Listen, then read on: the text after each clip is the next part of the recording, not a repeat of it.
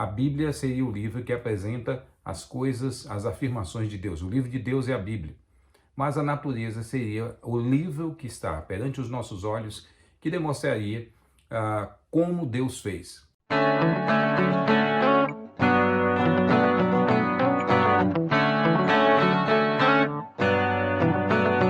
Que a graça e a paz do nosso Senhor e Salvador Jesus seja sobre todos nós. Seja muito bem-vindo ao canal Apologia com P. Eu sou o pastor Paulo Sérgio Batista e hoje nós estamos dando continuidade àquela série de vídeos sobre os versículos não científicos da Bíblia. E hoje nós vamos falar sobre os versículos não científicos da Bíblia, parte 9. E o nosso texto de hoje é Romanos 1:20, né? Um texto que foi usado e tem sido usado até hoje para explicar ou para apresentar a conhecida metáfora dos dois livros, né? O livro da natureza e o livro de Deus.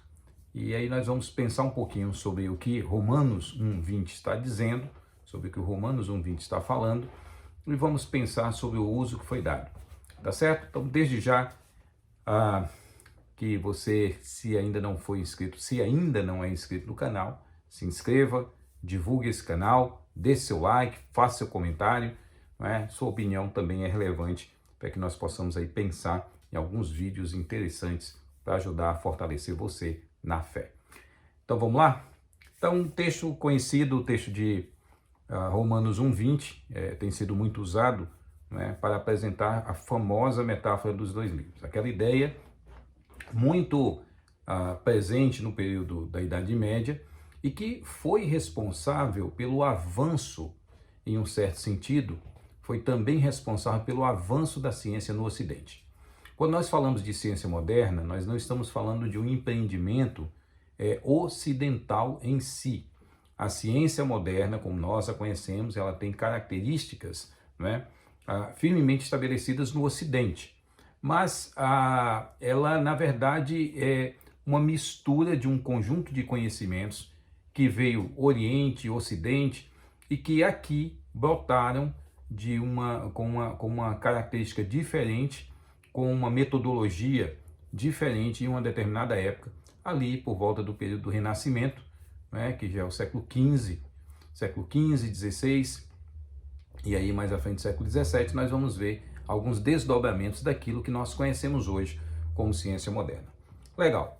Mas o que é essa metáfora e até onde ela pode ser usada de forma apropriada, como ajudou o avanço do conhecimento da ciência, porque muitas pessoas, à luz dessa ideia, diziam que era importante que nós pudéssemos conhecer mais a natureza, porque conhecendo a natureza, iríamos conhecer como Deus realizou.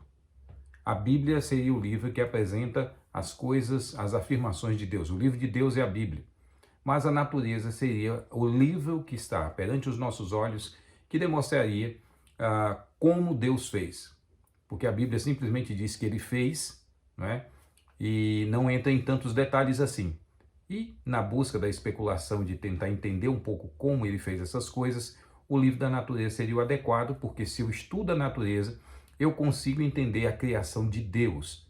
E todos nós sabemos que o período medieval foi um período de muita busca de questões relacionadas à espiritualidade, relacionadas à fé, né? A ideia de Deus é um personagem central dentro do pensamento teológico, filosófico do período medieval. E o texto é um texto bem conhecido, é o texto que se encontra lá em Romanos, capítulo 1, verso 20, diz assim: porque os atributos invisíveis de Deus, assim como o seu eterno poder, como também a sua própria divindade, claramente se reconhecem desde o princípio do mundo, sendo percebidos por meio das coisas que foram criadas. Tais homens são, por isso, indesculpáveis. O texto é um texto que fala da questão da impiedade humana e de como Deus, né, desde o verso 18, a ira de Deus se revela do céu contra toda a impiedade e perversão dos homens que detêm a verdade pela injustiça. Verso 19, porquanto o que de Deus se pode conhecer é manifesto entre eles, porque Deus lhes manifestou. E aí ele menciona o verso 20, dizendo que por isso, por essa natureza apresentar Deus e apresentar o seu poder, né, a raça humana é indesculpável. Esse versículo tem sido usado para se fundamentar na ideia da metáfora dos dois livros, que existem dois livros, o livro da natureza, não é? E o livro de Deus. E esses dois livros devem estar em completa harmonia. Tudo aquilo que eu chegar à conclusão na ciência, logo, eu não posso permitir que a interpretação bíblica de determinados versículos fuja disso. Porque fugir disso seria fazer com que o livro de Deus, que é a verdade de Deus, não se harmonizasse com o livro da natureza, que é o livro da nossa experiência. Nós não temos uma experiência sobre as coisas do céu. Nós não temos uma experiência sobre quem de fato, como é Deus. Nós temos apenas uma revelação disso, adequada a nós, para que nós possamos entendê-la. Mas a natureza está perante os nossos olhos e, portanto, nós podemos sim, através dela, entender várias coisas, né? Por isso que é como se Paulo falasse, olha, existe um design, existe um projeto e existe atrás desse projeto inteligente um projetista, ponto. Então, o homem é indesculpável, o homem não tem, como dizer, né, anapologetos, né, a palavra que ele vai usar, aí, e também no versículo, deixe-me ver aqui, no versículo do capítulo 2, deixe-me só, Romanos 2, no outro versículo, no 2:1, ele vai usar também, bem sabemos que o juízo de Deus é segundo a verdade contra os que praticam tais coisas, né? Tu, ó homem, que condenas os que praticam tais coisas e fazes as mesmas, pensa que te livrarás do juízo de Deus? Então, esse texto mostra um aspecto muito curioso do que se encontra lá em Romanos, capítulo 1. Então, esses dois versículos aparecem a mesma palavra, é a ideia de não ter defesa, de não ter desculpas, então o homem é indesculpável perante Deus, diante da obra da natureza. A natureza demonstra características do seu Criador, demonstra características daquele que projetou tudo isso. Então, por isso, os homens são indesculpáveis. Mas quem criou essa analogia? Quem criou essa analogia é Agostinho de Hipona, famoso São Agostinho, né, que vive nasce em 354 depois de Cristo e morre em 430 depois de Cristo. Ele vive ali, portanto, entre o quarto e o quinto século da era cristã. E Agostinho, o famoso Agostinho de Hipona, ou São Agostinho, como alguns chamam, foi ele o responsável por falar um pouco sobre essa questão do livro da natureza, né? Em uma certa relação com algumas questões de Deus e de como Deus se manifesta através dessa natureza. Agora, eu tenho aqui em minhas mãos um comentário do Agostinho, Santo Agostinho, comentário ao Gênesis, tá certo? E esse comentário ao Gênesis, na página 45, no livro 1, no parágrafo 39, olhe a advertência que Agostinho de Hipona nos dá, ou deu aos cristãos da sua época, sobre o perigo de tentar harmonizar tudo entre natureza e Bíblia, ou Bíblia e natureza. Olha que coisa interessante, olha o conselho dele, que ele dá para aqueles cristãos que estavam com as Escrituras nas mãos e tentando, através das Escrituras, harmonizar tudo que eles entendiam via Bíblia com a natureza. Olha o que ele diz. Acontece muitas vezes que um não cristão, de tal modo conhece algo sobre a terra, o céu, os demais elementos deste mundo, o movimento e a conversão, ou também a grandeza e a distância dos astros, os eclipses do sol e da lua, os círculos dos anos e dos tempos, as naturezas dos animais, das frutas, das pedras e as demais realidades semelhantes, que o defende por argumentos verdadeiros e pela experiência. Ok?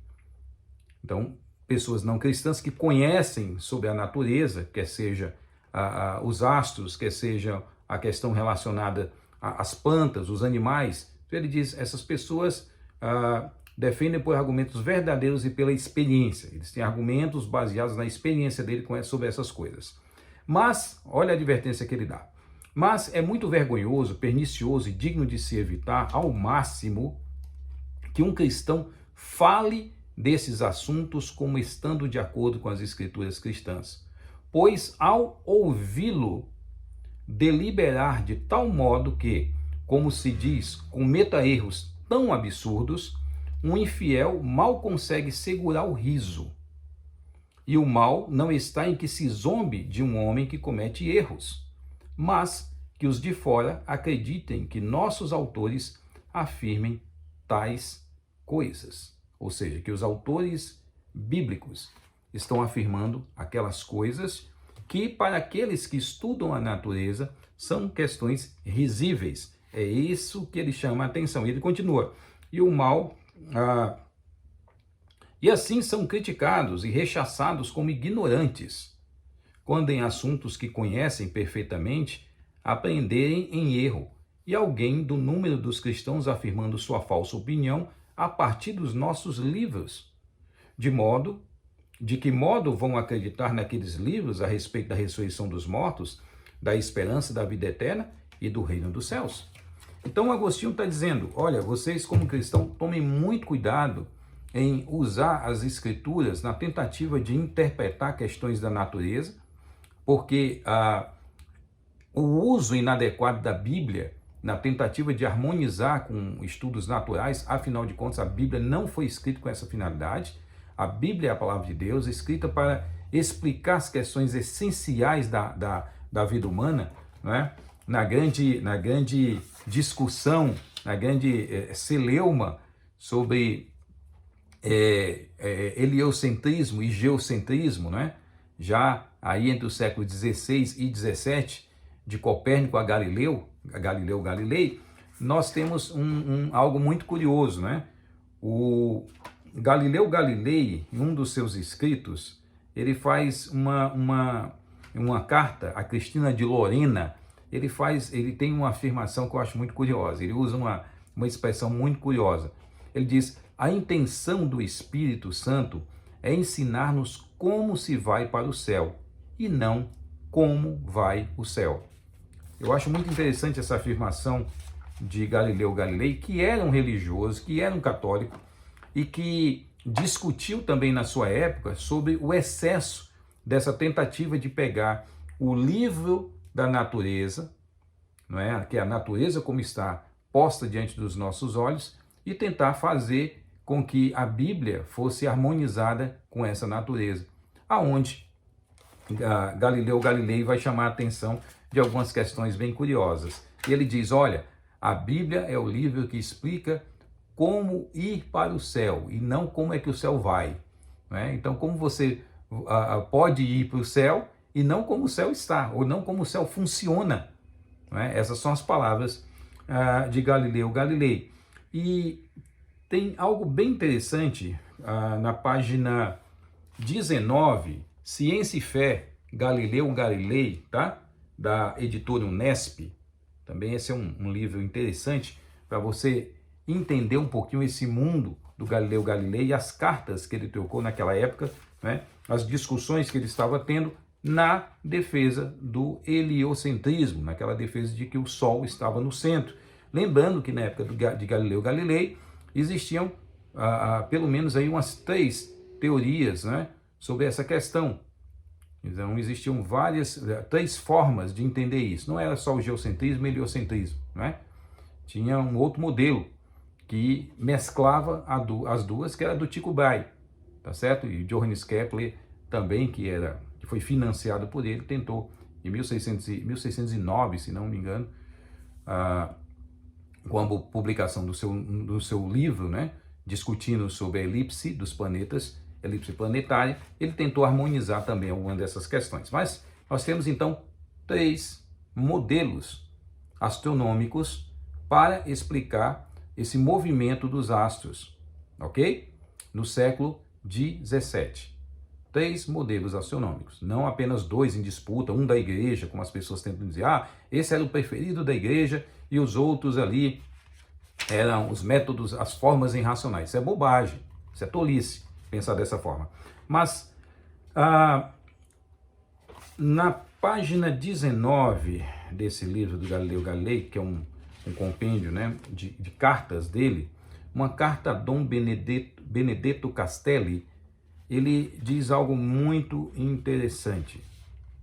Assentado, portanto, que a Escritura, em muitas passagens, não apenas admite, mas necessita necessariamente de exposições diferentes do significado aparente das palavras. Parece-me que, nas discussões naturais, deveria ser deixada no último lugar, porque, procedendo igualmente do Verbo divino, a Sagrada Escritura e a natureza, aquela como ditado do Espírito Santo, e esta como executora muitíssimo cuidadosa das ordens de Deus, sendo ademais conveniente nas Escrituras para acomodar-se ao entendimento geral, dizer muitas coisas diferentes da verdade absoluta na aparência e quanto ao significado das palavras, mas ao contrário, sendo a natureza inexorável e imutável e não se preocupando em nada em suas razões recônditas e modos de operar, estejam ou não estejam ao alcance da capacidade dos homens, pelo que ela não transgride nunca os limites da lei a ela impostas.